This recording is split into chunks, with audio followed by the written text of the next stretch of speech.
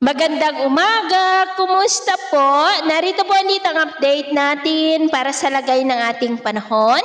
Ngayong umaga po ng November 20, 2025. Sa ngayon po ay patuloy pa rin na nagpapaulan ang amihan at shear line sa malaking bahagi ng Northern Luzon, habang easterlies naman ang nakakaapekto sa silangan ng Southern Luzon at Visayas. At mayroon pa rin pong intertropical convergence zone na nag-extend po sa may Mindanao.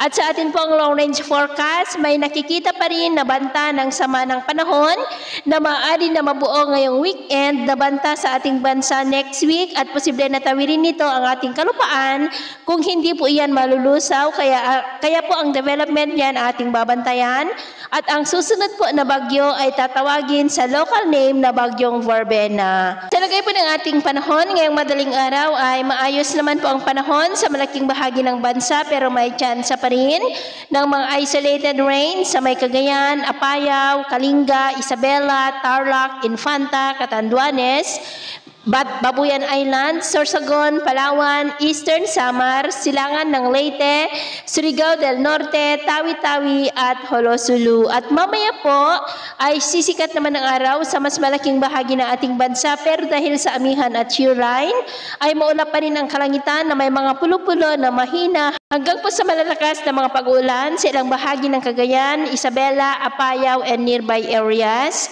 At dahil naman sa mga localized thunderstorm ay cloudy skies with isolated rains sa ilang bahagi ng Quezon Province, Lobo, Marinduque, Palawan, Camarines Provinces, Catanduanes, Eastern Samar, Surigao del Norte, Mati, Bislig, Holosulu at Tawi-Tawi. At mamayang hapon po, mas maraming lugar ulit ang makakaranas ng mas maulap na kalangitan with isolated rains. Kaya mag-ingat po tayo sa mga banta ng mapagbaha at pagguho ng lupa. At sa atin naman pong mga baybayin, dahil sa amihan ay maalon po ngayon sa mga baybayin ng kanluran ng Luzon mula Palawan hanggang sa may Batanes, maging po sa silangang baybayin ng ating bansa mula silangang baybayin ng Luzon, ng Northern Samar, seaboard ng Eastern Samar, at maging dyan po sa may Dinagat Island seaboard ng mga alon po ay posibleng aabot hanggang sa 2.5 to 5 meters height. Kaya hanggat maaari po ay iwasan na muna natin ang papalaot dyan sa mga may kulay pula para po mas makaiwas sa mga sakunang pangkaragatan.